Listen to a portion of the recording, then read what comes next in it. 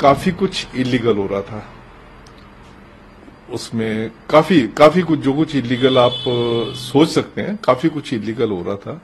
मैं बड़ा खुश था कि आज इनसे बात हुई है, जेल मंत्री भी बैठे हैं, सब बैठे हैं और बात हो गई है और कुछ एक्शन होगा। पर उससे 2 दिन के बाद ही मुझे डायरेक्टर जनरल ने कहा कि आपने अच्छा नहीं किया जाके। वो अपनी पूरी फैसिलिटी जो है, जैसे वो पूरी की पूरी वैसे की वैसे एंजॉय कर रहा था और जेल प्रशासन पूरा उनके आगे बकल हुआ था। सब चीज इसी की वजह से डिले हुई क्योंकि मैंने एक आवाज उठाई थी कि इतना गलत हो रहा है जेल के अंदर। खाली एक आवाज उठाने पे इतना उन्होंने तो राय सहारा जो है, इसने काफी लोगों के पैसा देना था, कई हजार करोड़ रुपया था जो इन्होंने देना था। तो सुप्रीम कोर्ट ने इनको जेल पे भेजा था। तो ये पहले इनको रेगुलर जेल में जो है रखा हुआ था। तो उसके बाद इन्होंने कहा कि उन्होंने होटल्स वगैरह बेचने हैं, तो उससे जो पैसा जनरेट होगा तो उससे वो लेंडर को जो है दे सकते हैं।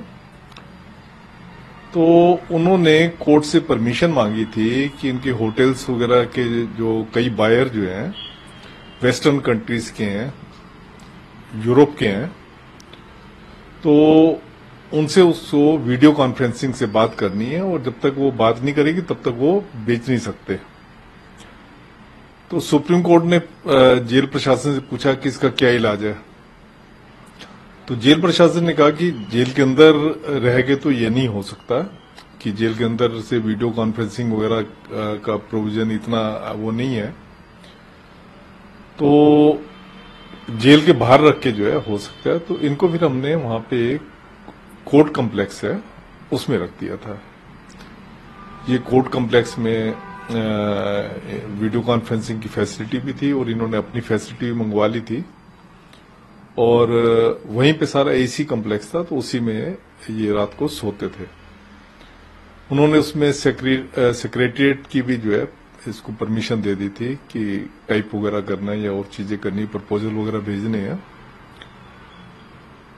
पर एक लिमिट तक तो जो सुप्रीम कोर्ट के ऑर्डर की जो एक जो जिस था वो था लीगल तरीके से सब कुछ करना था। पर मैंने देखा कि काफी कुछ इलीगल हो रहा था उसमें। काफी कुछ जो कुछ इलीगल आप सोच सकते हैं, काफी कुछ इलीगल हो रहा था। उससे पहले मुझे दिल्ली हाई कोर्ट ने बुलाया था और दिल्ली हाई कोर्ट ने बताया कि जेल में आजकल एक्सटॉर्शन की, ब्राइबरी की काफी ज्यादा शिकायतें आ रही हैं। तो मैंने ये वाली बात जो है अपनी जीओस मीटिंग में बताई, जिसमें डीजी प्रिजन जो है इसको चेयर करते थे। तो उसमें मैंने बताया था, तो डीजी प्रिजन को लगा कि शायद मैं उनके खिलाफ शिकायत कर रहा हूं, उनके खिलाफ उनको ही शिकायत कर रहा हूं। तो उन्होंने इसको अच्छे तरीके से नहीं लिया। पर जो अंदर जेल के अंदर हो रहा था, हाईकोर्ट तो हर एक चीज को जानती है क्योंकि हाईकोर्ट के पास बहुत कंप्लेंट वगैरह आती हैं। हाईकोर्ट ने अच्छा किया कि पहले हमसे सुन लिया, उन्होंने मुझे बुलाया, उन्होंने बताया कि ऐसे ऐसी कंप्लेंट आ रही हैं, तो इसके लिए कुछ करो, कि हम जुडिशियल नोटिस लें उससे पहले कि आप कुछ करो। तो ये मैंने जब बात बताई तो इनके जो उस टाइम पे डायरेक्टर जनरल थे, उनके कान पे जूं तक नहीं रेंगी और उन्होंने कोई एक्शन नहीं लिया। तो उसके बाद मेरे पास कोई रास्ता नहीं रह जाता था और मैं फिर अरविंद केजरीवाल जी के पास गया। अरविंद केजरीवाल जी को मैं जानता था क्योंकि मैं जो इनकी मूवमेंट है उसके साथ काफी मैं क्लोजली, मेरी वाइफ वगैरह बहुत क्लोजली जुड़े रहे थे। तो उनके पास गया, उनको मैंने बताया जाके, पहले उनके ऑफिस में गया। मेरे एक दोस्त थे, उन्होंने मेरे को पहले ऑफिस में मिलवाया, फिर इन्होंने कहा कि आप घर पे आ जाना। तो मैं घर पे गया इनके, तो वहां पे जेल मंत्री भी थे। तो मैंने उनको बताया कि ऐसे ऐसे जो है सुब्रत राय सहारा जो है ऐसी ऐसी जो इन्होंने फैसिलिटीज ले रखी हैं जो कि इनको नहीं मिलनी चाहिए, और ये फैसिलिटी सारी जो है ये जेल प्रशासन की मिली भगत के साथ हो रही है। तो अरविंद केजरीवाल जी ने कहा कि आप इसका वीडियो बना के ला के दे सकते हो। तो मैंने कहा वीडियो बनाना मेरे लिए ठीक नहीं रहेगा, आपने आना है तो आप आके आप किसी भी टाइम आ जाओ और आप उसमें सरप्राइज चेक कर लो, आपको पता लग जाएगा। फिर वो कहने लगे कि ये जो डीजी प्रिजन होता है ये तो हमारे उसमें नहीं होता, क्योंकि वो आईपीएस अफसर होता है, वो तो सेंट्रल गवर्नमेंट के उसमें होता है, तो उसके खिलाफ पता नहीं हम कुछ कर नहीं सकते हैं, नहीं कर सकते, पर जो डीआईजी है उसके खिलाफ हम कर सकते हैं। तो पर फिर कहने लगे कि अगर हमने छापा मारा और सब चीजें मिल गई तो ये तो फिर सुप्रीम के ऊपर एक्शन बनेगा।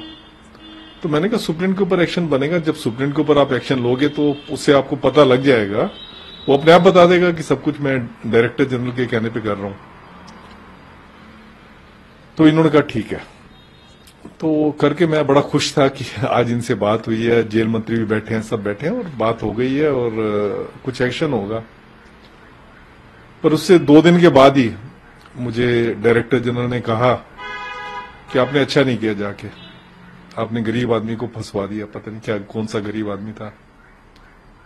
तो मैंने कहा ठीक है, जो चल रहा है, जो मैंने मेरा दिल कह रहा था मैंने अपने दिल के हिसाब से किया है, जो मुझे ठीक लगा था मैंने किया है, आगे जो आगे होगा जो देखा जाएगा।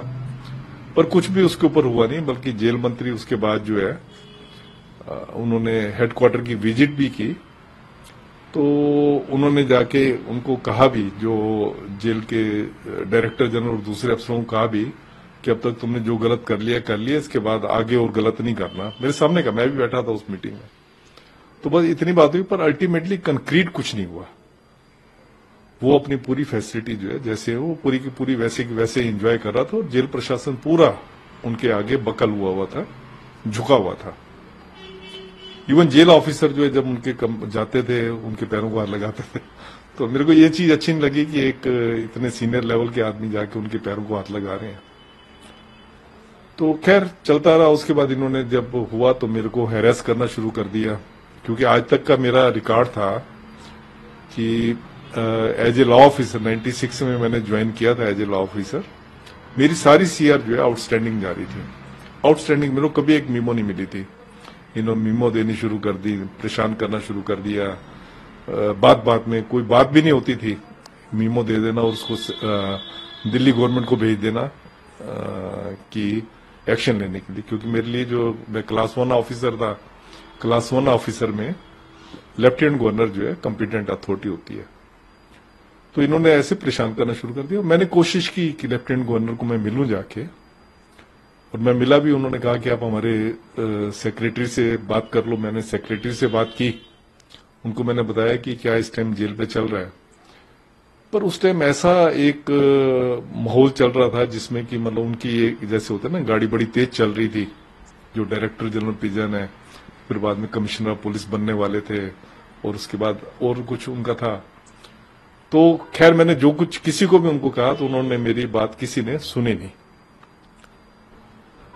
तो उसके बाद क्या हुआ, चलो चल रहा था जैसे चल रहा था। मैंने कहा मैं तो फेस कर लूंगा जो मेरे साथ हो रहा है, जो डिपार्टमेंट में जो भी अब अगर इसका डे बाय डे डिक्लाइन हो रहा है तो होता रहे, मैं उसमें क्या कर सकता, जो मैं कर सकता था मैंने किया।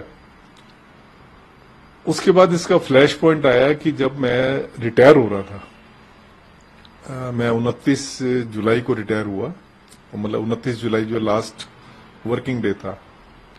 22 जुलाई को मुझे 15 पेज की सभी की चार्जशीट दे दी, जिसमें कि ये लिखा हुआ था कि कोई 10 साल पहले हमने कोई कोर्स वगैरह चलाए थे, तो उसमें इरेगुलरिटी थी, हमने कुछ खरीदा था तो उसमें परमिशन लेनी चाहिए थी, यहां से वहां से लेनी चाहिए थी, वो मैंने नहीं ली। जबकि मेरा तो कोई ऐसा काम नहीं था, ना मेरा अकाउंट्स का बैकग्राउंड है। तो खरीदा भी डायरेक्टर जनरल ने, सब कुछ डायरेक्टर जनरल जो उस टाइम पे थे उन्होंने किया था। तो उन्होंने मुझे चार्जशीट दे दी जस्ट हैरेस करने के लिए। तो करीब करीब 4 या 5 साल तक ये चार्जशीट वगैरह चली। उसके बाद सरकार ने चार्जशीट को वापस ले लिया, एक्सोनेट कर दिया मुझे। पर जो 5 साल मैं इतना परेशान रहा, मेरा घर के जो और कामकाज थे, बेटी की शादी करनी थी और कुछ, सब चीज इसी की वजह से डिले हुई, क्योंकि मैंने एक आवाज उठाई थी कि इतना गलत हो रहा है जेल के अंदर। खाली एक आवाज उठाने पे इतना उन्होंने किया, पर मुझे पता था ऐसा करो तो ऐसा होता है। तो अल्टीमेटली गवर्नमेंट ने जब उसको विड्रा कर लिया, एक्सोनेट कर दिया मुझे, तो मुझे हुआ कि चलो कि एक सत्य की तंग जरूर होता है सत्य बोलने वाला, पर जीत आखिर सत्य की होती है। फैसिलिटी जैसे है, जैसे आपने वीडियो कॉन्फ्रेंसिंग की फैसिलिटी दे दी, वो तो ठीक है, आपने वीडियो कॉन्फ्रेंसिंग की फैसिलिटी दे दी, पर उसके साथ साथ मैं देखता था एयर होस्टेस जो उनकी सहारा एयरलाइन की थी, वो जाती थी वहां, घंटों उनके पास बैठी रहती थी। मैंने खुद वहां पे विस्की वगैरह की बोतल पड़ी हुई देखी थी। तो ये तो आप किसी स्ट्रेच ऑफ इमेजिनेशन में नहीं सोच सकते कि इतनी फैसिलिटी जो है आप किसी को इस आड़ में दे रहे हो कि सुप्रीम कोर्ट ने कहा है। सुप्रीम कोर्ट को भी जेल एडमिनिस्ट्रेशन ने कहा था, तभी सुप्रीम कोर्ट ने कहा ठीक है, पैसे इनको रिकवर करने हैं तो आप ये एक्स्ट्रा फैसिलिटी दे दो। पर ये वाली फैसिलिटी तो आप किसी इमेजिनेशन में आप सोच भी नहीं सकते कि उसको जो है औरतें आएंगी, या जो हम सुनते थे कि जेल के अंदर लड़कियां, हाँ जेल के अंदर लड़कियां, जो आप सुनते थे वो बिल्कुल सही सुनते थे। तो किस बिहाफ पे उनको ओके किया गया था कि भाई आप लड़कियां भी एयर होस्टेस के रूप में लड़कियां जो है, मतलब उसमें क्योंकि सुप्रीम कोर्ट ने कहा था कि इनको जो सेक्रेटरिएट चलाने की परमिशन दे दी थी, तो एज ए वो हेल्प करने के लिए वो आती थी वहां पे और घंटों वहां रहती थी बैठी। और शराब की बॉटल्स भी, हाँ, वो मैंने खुद देखी है उसमें।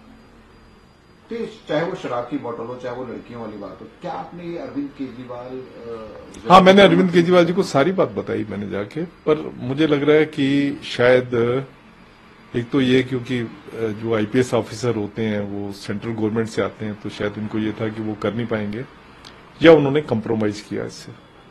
क्योंकि तिहाड़ जेल के जो अगर स्टाफ की बात की तो दिल्ली सरकार भी उस पर एक्शन ले सकता है अगर वो चाहे तो। अगर वो विजिट करके, या चाहे जेल मंत्री थे अगर वो जाते तो शायद कार्रवाई हो सकती थी। जेल स्टाफ के ऊपर तो ले सकते हैं, पर क्योंकि मेरा एलिगेशन था सीनियर ऑफिसर जो है उनको सारी ये मदद कर रहे हैं, तो उसमें इनका ये कहना था कि हम करेंगे, तो मतलब इन्होंने जस्ट एक उस पर एक्शन ना लेके उसको डिले किया या कंप्रोमाइज किया उसके साथ। उसका नतीजा ये हुआ कि मुझे जो आगे 5-6 साल जो है कष्ट भरे जो है बिताने।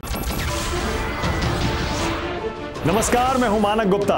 अगर आपको हमारा ये वीडियो पसंद आया हो तो इसे लाइक और शेयर जरूर करें, और हां, हमें सब्सक्राइब और फॉलो करना ना भूलें ताकि आप देश और दुनिया की कोई खबर मिस ना करें। तो जुड़े रहिए हमारे साथ और देखते रहिए न्यूज़ 24।